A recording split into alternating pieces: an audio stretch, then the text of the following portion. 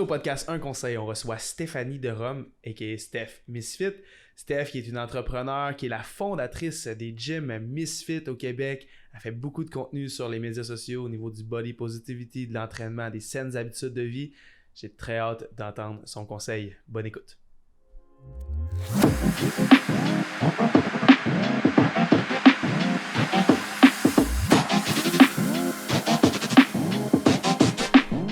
Steph de Rome, a.k.a. Steph Misfit. Vraiment content de te recevoir sur notre podcast, Steph. Ça fait un bout qu'on se connaît. Oui. T'es une amie, t'es une mentor. Ouais. T'es plein d'affaires pour moi. Tu m'impressionnes, tu m'inspires. Je suis vraiment content de te recevoir pour vrai. Pour vrai. Comment tu vas? Ça va super bien. Ouais, je suis content de te voir. Là, t'arrives d'ailleurs. Là. Oui, j'ai été 8 mois au Nicaragua, puis je suis sortie de ma quarantaine hier, fait que vous êtes les premiers humains pas mal que je vois. Je te dirais. Bienvenue parmi le monde. Ouais. Je reviens en même temps que les mesures s'assouplissent, fait que c'est comme un parfait timing. Ben oui. Ouais. Écoute, si t'avais un conseil à donner, ce serait quoi? Mon conseil, en tant que femme d'affaires, là, si tu veux, tu sais, je sais pas, j'imagine que tu vas faire une mise en contexte de qui je vais avoir, qui je suis, ou je le fais. Tu le fais? Je vais le faire. OK, excellent. Mon conseil, en fait, si tu veux réussir quoi que ce soit dans la vie, c'est de passer à l'action. Puis je m'explique. Quand j'ai parti mon entreprise, mon premier gym dans un monde d'hommes à 24 ans, c'est il y a 10 ans. Fait qu'imaginez, les gyms, on avait tellement pas dans ce temps-là, encore moins des femmes propriétaires. Il y avait certainement des personnes qui devaient être plus formées ou plus expérimentées que moi. Puis la différence, je te dirais, entre moi puis eux, c'est pas que j'étais plus intelligente ou j'avais plus d'études ou j'étais plus riche ou peu importe. J'ai simplement passé à l'action. Puis je pense que ça s'applique dans toutes les sphères de la vie. Au quotidien, faut que tu passes à l'action dans la vie si tu veux réussir des choses, puis ça se peut que tu vives des échecs, mais les échecs font partie du succès aussi, puis tu vas te retrouver là-dedans des clés qui vont t'emmener justement à ta réussite. Ouais. Dans le fond, comment tu fais pour trouver l'énergie? Parce que, tu sais, moi, dans le fond, on dirait que ces temps-ci, j'ai comme 1 million de choses à faire. Puis au bout de mes journées, j'ai pas réussi à faire tout ce que j'avais à faire. Fait que je pourrais passer plus à l'action, puis c'est sûr que j'aurais plus de résultats. Puis des fois, je me dis, qu'est-ce qui manque? Puis toi, dans le fond, qu'est-ce qui te donne cette énergie-là à passer à l'action? Puis on parle pas de petites actions, là. Il y a combien de gyms Misfit au Québec? Pour être tout à fait honnête, moi, je suis une personne qui est très authentique. Je vais en parler, mais on était 11, puis suite à la COVID, on est rendu 9, fait qu'on en a perdu 2.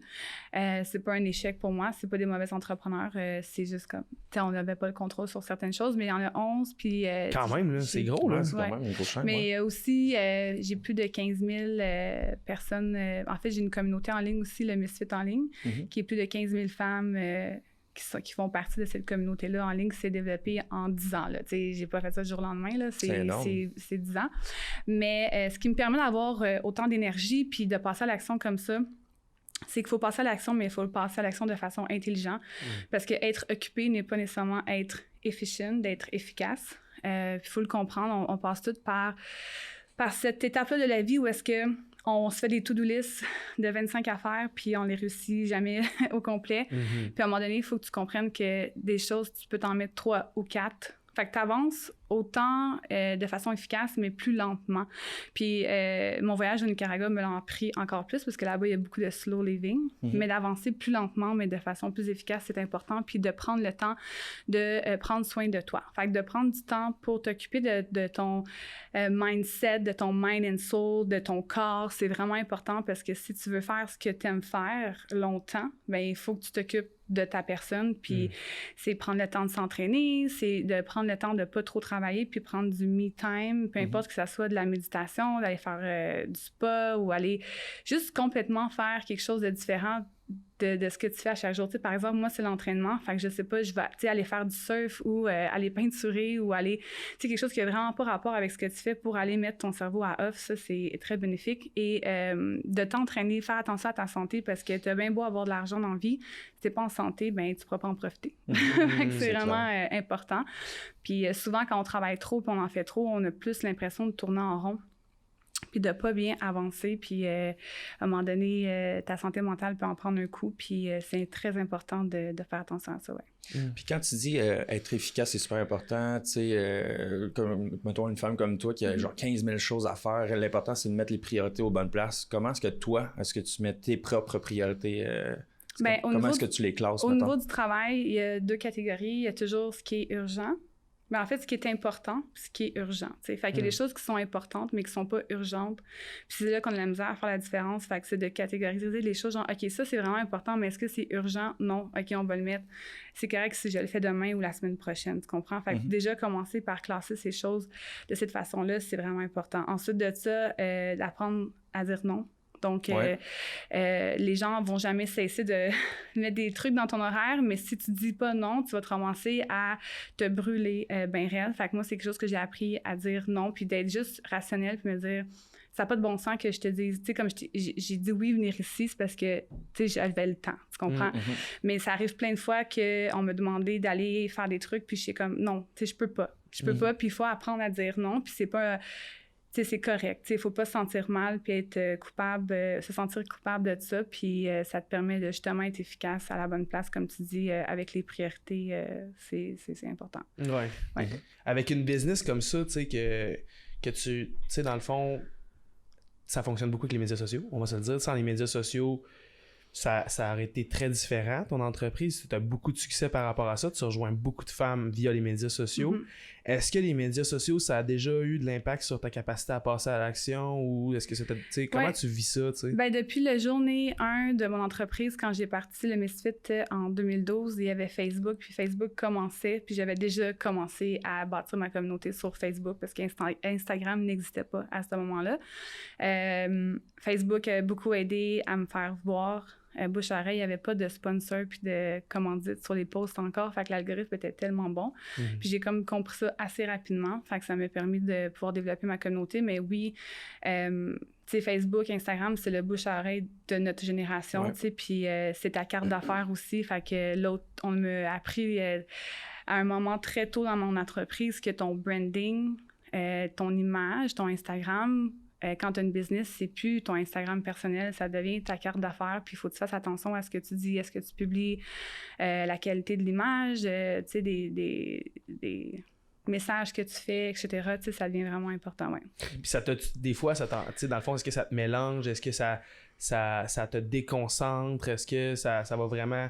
Tu sais, tu vois-tu quand même une affaire à faire attention avec les médias sociaux ou toi, ça n'a vraiment pas d'impact négatif sur ta vie? Oui, ben oui. Tu sais, c'est sûr que j'ai bien la misère à me fermer la gueule sur certains sujets. Ça m'a mis dans des situations un peu où est-ce que là, ça débordait dans ma boîte à DM parce que là, je parlais d'un sujet sensible. Puis là, à un moment donné, il faut que j'apprenne. J'ai appris à choisir mes batailles. Tu sais. Mon Instagram, c'est mon petit travail. Même si je suis une coach, une entraîneur, tu sais, je pense que je suis une des seules ou rares qui ne parle pas que juste de l'entraînement. Mais quand il y a un sujet qui vient me chercher, je vais en parler. Mais moins qu'avant, parce que j'ai appris avec l'expérience que ça vaut pas la peine des fois de discuter d'un sujet de l'heure là, qui vient me chercher en dedans sur mes réseaux sociaux parce que ça crée des incompréhensions, ça crée de la haine, surtout dernièrement. Ça divise aussi. Ça divise les gens, puis les gens vont m'étiqueter par rapport à ça. Fait que j'essaie de toujours partager du positif, mais c'est difficile. Puis des fois, on reste des humains, on a des préférences ou on a des opinions, mais quand tu es une personne qui est à la tête d'une entreprise, d'une aussi grande tribune, c'est difficile des fois de pas se mettre dans l'eau chaude là, par rapport à certains sujets. Puis moi, je suis une personne qui aime ça dire haut et fort ce que je pense. Puis c'est difficile à ce moment-là de pas m'exprimer sur certaines choses par rapport à ça. Puis ouais, ça serait le truc difficile, je trouve. Puis avant de te lancer en affaires, justement, tu sais, si on résumait, ton conseil, c'est vraiment de passer à l'action. Toi, ça a-tu été comme sans équivoque, tu savais dans quoi tu voulais te lancer? Ça t'a-tu pris un certain moment pour te saisir puis te dire, bon, mais là, je fonce, ou c'était vraiment comme, bon, ça, c'est mon projet, j'embarque, let's go, on y va à 100%? Le plus dur dans la vie, je pense que c'est de trouver qu'est-ce que tu veux faire. Une fois que tu as trouvé ce que tu veux faire, là, oui, vas-y, fonce. Moi, mon parcours, je savais que j'aimais les sports. J'ai toujours été dans les sports. J'étudiais pour être professeur d'éducation physique. J'avais presque fini mon bac. Mais avant d'être prof d'éduc, j'avais essayé de travailler dans un bureau d'avocat juste parce que c'est une job avec une belle notoriété. C'est payant, mais j'étais comme, oh non, ça marchait pas. C'est vraiment pas ça que je voulais faire. Je suis partie comme prof d'éduc, puis de fil en aiguille, j'étais comme, oh non, c'est pas ça que je veux faire. Tu sais, puis je cherchais encore. Et j'ai commencé à donner des cours d'entraînement dans le parc La Fontaine, back in the days, 2011-2010, et donner des cours comme ça. Puis j'ai juste fait les trucs à ma façon. Je me foutais un peu de ce que le monde pensait, disait. J'étais juste comme... J'ai créé mon propre monde, si tu veux, mes propres règles par rapport à ça. Puis le monde m'a full embarqué. Puis à un moment donné, j'ai trouvé un local. Puis, ouais, tu sais, quand j'en parle de même, je suis comme, maintenant, à 34 ans, je suis juste comme, j'étais vraiment folle. J'ai trouvé un local, puis j'avais comme une centaine de personnes qui me suivaient dans les parcs, puis tout, qui disaient qu'est-ce qu'on va faire l'hiver, puis tout ça. Ça faisait 2-3 ans que je faisais ça dans les parcs. Et j'ai trouvé le local, puis je me suis dit, je suis tombée en amour. J'étais comme, c'est ça. Puis, j'ai pas parlé à personne. J'ai pris l'argent que j'avais économisé. Puis j'ai signé le bail pour 3 ans. C'était sur la rue Saint-Laurent, mon ancien local. Ah oui. Ouais. Puis j'ai sauté, puis ça a fonctionné. Tu sais, ça aurait pu pas fonctionner, mais je me disais, bon, j'avais pas 30 ans, j'ai pas d'enfant. Au pire, qu'est-ce qui va arriver? Ben, je vais retourner comme prof d'éduc, puis je paierai ce que je dois, là. Tu sais, je ferai des paiements par mois. Mais tu sais, dans la vie, s'il y a pas de risque, il y a pas de magie, comme que je dis. Puis ça m'a emmené... à découvrir plein de gens, ça m'a fait vivre plein de choses, beaucoup de stress, beaucoup de... T'sais, on n'a pas beaucoup de temps, je pourrais vous en parler longtemps, mais il faut que tu prennes des risques dans la vie. Puis moi, j'ai un peu comme sauté dans le vide, puis j'ai bâti mon avion en descendant, comme on dit. Ouais. Puis ça n'a pas été facile, puis oui, j'aurais pu me planter, sauf que j'y croyais vraiment, puis ça a fonctionné, tu sais. Wow. C'est vraiment inspirant. D'ailleurs, j'ai invité vraiment les gens à aller dessus sur les médias sociaux. C'est vraiment hot ce que tu fais comme contenu. Pas juste les femmes. Ouais, non, mais j'ai des gars qui m'écrivent aussi pour... Tu sais, je m'adresse tout le temps aux femmes, mais il y a beaucoup d'hommes qui m'écrivent « Hey, t'as changé la vie de ma blonde, puis j'aimerais ça que ma blonde vienne s'inscrire dans ton gym, puis même moi, tu me motives, puis c'est cool ce que t'as fait, tu sais, puis même des entrepreneurs, des fois, tu sais, trop se nice parce qu'ils me suivent depuis longtemps, puis ils voient un peu comment ça se développe, puis tout ça, fait que, tu sais, je peux venir inspirer pas juste des femmes, aussi des hommes. Exact, ouais, 100%. Ouais. Fait que si je fais un petit résumé du conseil, c'est vraiment de passer à l'action, puis de pas avoir peur de prendre des risques aussi, puis c'est là que les résultats ils viennent aussi, puis pas juste passer à l'action, mais de savoir aussi qu'est-ce qui est important à faire, puis qu'est-ce qui est urgent aussi, de classer un peu tout, puis après ça, d'y aller de l'avant. Ouais, puis pas avoir peur de se planter, tu sais, ça fait partie du processus, tu sais, tu iras pas en prison, là, tu vas pas mourir, là, tu sais, le pire qui va arriver, c'est juste que ça marchera pas, puis tu vas le refaire différemment ou tu vas aller faire autre chose, mais au moins, tu sais, ça va être fait, tu vas... On a acquis l'expérience avec ça aussi. Ouais, puis tu vas avoir rencontré des gens, tu sais, c'est souvent plus positif que négatif. Exact. Si on peut te souhaiter quelque chose pour les prochains temps, Steph, ça serait quoi? Pas trop avoir mal, mais que j'accouche. Fait que non, mais sérieusement, la simplicité, puis juste du bonheur, puis la santé, sérieusement, c'est la base. Là. On te le souhaite, Merci, Steph. Ça fait plaisir. Merci beaucoup. Merci de m'avoir invité. Yes.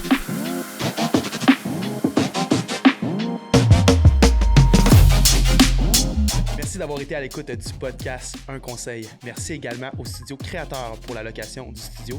Si toi aussi tu as envie de démarrer ton podcast, je t'invite à visiter leur site web au www.studiocreateur.com. Et n'oubliez surtout pas de liker, partager et laisser des commentaires sur toutes les plateformes d'écoute. Parlez-en à votre entourage, à vos amis, votre famille, vos grands-parents, vos chums, vos blondes, vraiment à tout le monde. C'est important pour nous de répandre la bonne nouvelle d'Un Conseil. Passez tous une bonne fin de journée.